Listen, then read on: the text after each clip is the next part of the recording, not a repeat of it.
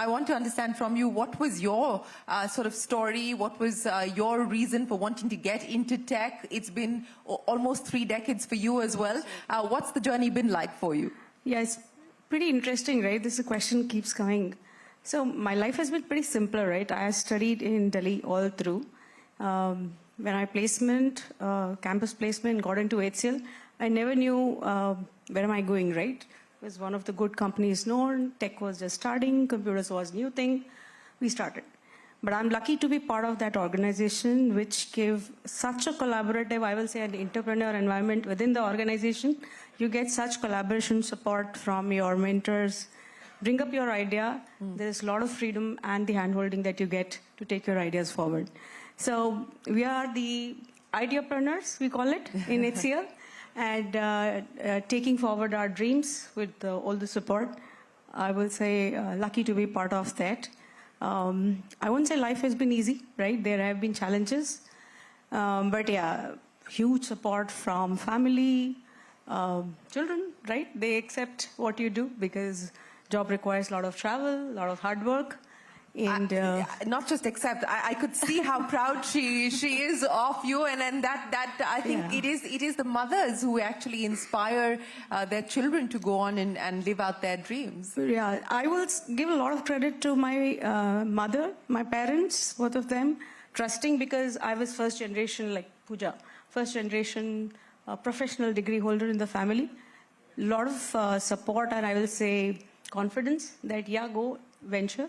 And beyond that as well, post-marriage, everything like that has worked pretty well. A lot of support, yeah, we did our things, but yes, can't happen without your support ecosystem.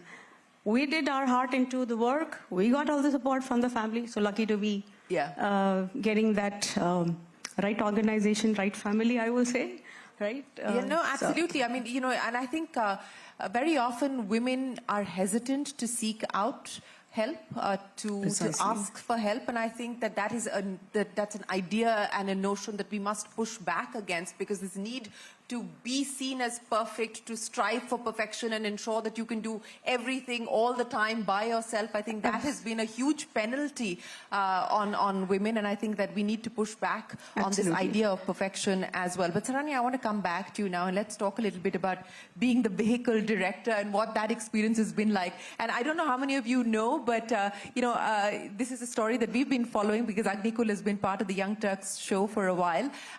You know, this was your 4th attempt at launch.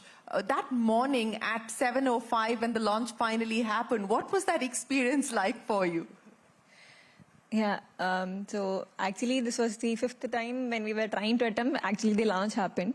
And what happened is 3 times we went into countdown, and every time, and the countdown is like some 6 hours and the pre-countdown is like some 15 hours. So you work continuously, and the 2 holds which happened was T minus 11 seconds, T minus 100 seconds, it was in that range. So we were like almost there. We thought, okay, it is going to fly, and it did not. I was like, okay, maybe this is also one of them. That is what, maybe it is going back to the same thought that, okay, maybe we'll fly or maybe we might not fly. And I think the day we launched, we did not have any live, or we were like, okay, let's try this out without any publication or anything. And then eventually when the flight happened and I am seeing it fly, and seeing it fly how it is supposed to fly, it was like such a relief, because being inside that mission control room where we make the decisions and we see how the vehicle is performing, it's a lot of pressure, and when that happened, I think that is the most relieving moment in my life. Yes, I would imagine that there must have been a collective sigh of relief in that room, in the control room, as you saw that rocket take off. But you know, you talked about the fact that this was the 5th attempt, and you were so close, you know, T minus 10, and then to have to pull back. How do you, from a situation like that, regain the confidence, regain the conviction, regain the belief, and come back to your desk the next day? I think it is the teamwork, I would say. The number of time we are doing this, we come back little stronger. We know that where we have missed it, and we try to correct that and come back. And it is a lot of fatigue because you have to undergo a lot of same countdown again and again. But the team never said that, okay, we need a break or we'll go back and come back. It was always like, let's do it. let's give a try again. Let's try it again. Because we all knew that there is no way of going back because it's some 200 people's hard work put together for 2 years. So we knew that we have to do it. I think the team has been a great support, and every time try we do, everyone was like, okay, let's do it. Let's try it again.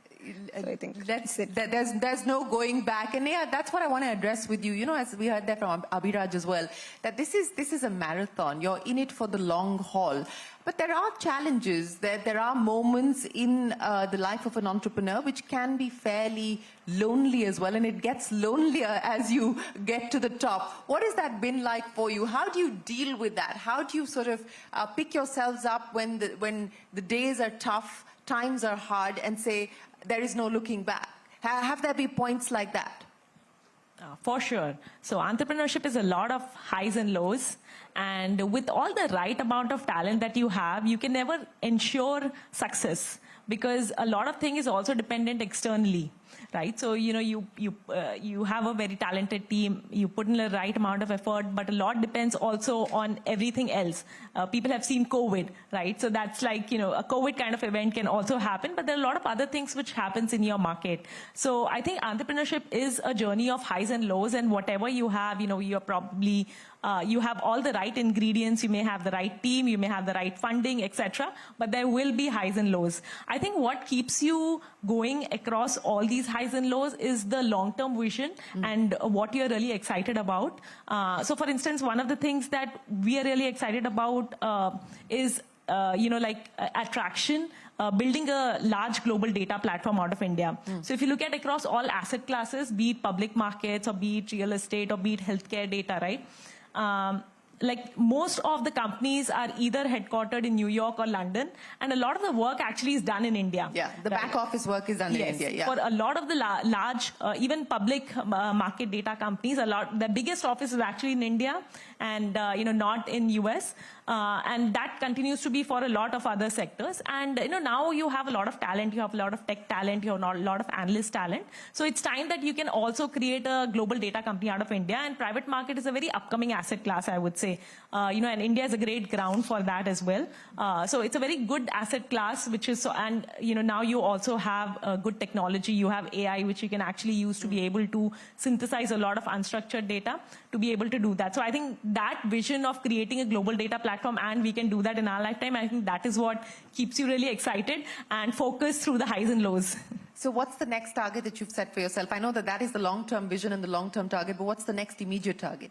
I think just continue to execute. Right now, what is happening in our market is, if you look at from the government side and from a lot of other sides, there's a lot more data about companies today becoming available. Be it labor data, be it GST filing data, be it, so many other types of data which is becoming available. How do you basically take all these unstructured data, put it into a form that people can make business decisions out of it and investment decisions out of it? I think that's our goal.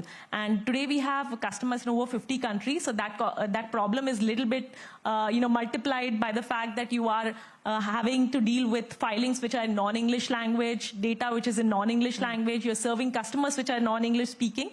How do you actually do that and make a platform to be able to, synthesize it and make investment like enterprise-grade data through that? Seema, I'm going to close with you. What is it that you would like to leave this young audience with? Yeah, so I think I want to give a cheat sheet, right? So what I have learned from my leaders and what I practice, I think 4 things if I have to give you. 1, believe in your strength, right? What is your strength? Carry that, right? It is your deep technical knowledge, your perspective, because that's where the new ideas generate, right? So keep focusing on that. That is one thing that will give you a purpose.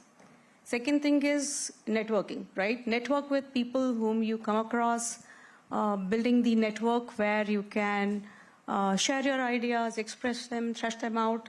That is one thing which is going to be very, very helpful as you go ahead. Third thing, if I will have to say that, keep learning, right? Our industry is about change. So it's a lot of innovation every day.